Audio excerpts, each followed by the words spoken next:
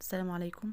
لو زهقتي من الفراخ المعتاده، النهارده جايبالك احلى واسهل كفته فراخ طريه متبله مظبوط، طعمها يجنن وتنفع غدا سريع او عشاء خفيف. تعالوا نشوفوا الطريقه بتاعتنا، بس قبل ما نبتدي هنسمي بسم الله ونصلي على الرسول عليه افضل الصلاه والسلام. حطيت هنا بصلتين كبار وقرنين فلفل وطماطمايه وخمس فصوص ثوم في الكبه، فرمتهم فرم ناعم، وبعدين هنزلهم على مصفى عشان يصفوا كل الميه اللي فيهم. هنصفيهم كويس قوي من الميه اللي فيهم. بعد كده هجيب قطعتين دهنه، لو عندك ليا ضاني حطي، بس انا حطيت دهنة عادية فرمتها فرم ناعم في الكبة. وبعد كده هحط عليها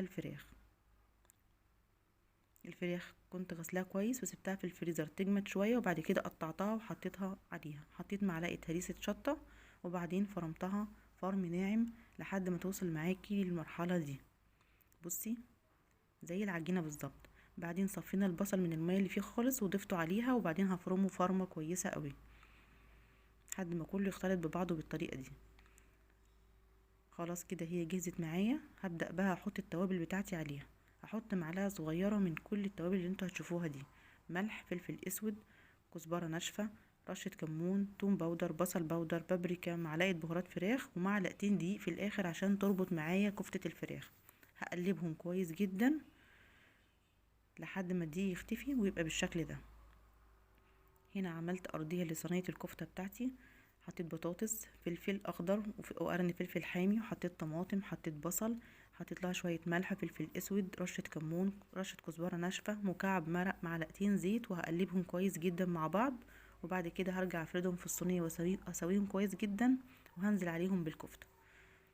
حطيت هنا معلقتين زيت في طبق علشان ادهن بيها السيخ اللي هصبع عليه الكفته، وادهن برضو الكفته من بره وانا بصبعها عشان ما تلزقش في ايدي.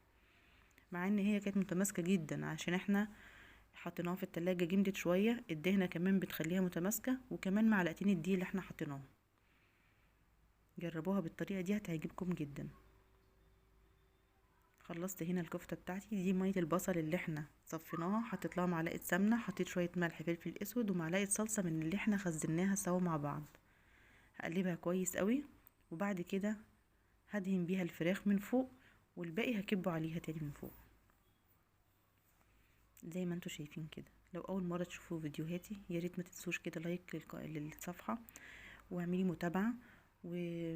ويا ريت تشرفوني برضو في القناه بتاعتي على اليوتيوب، قناه منى مطبخ منى محمد، تعملوا اشتراك للقناه.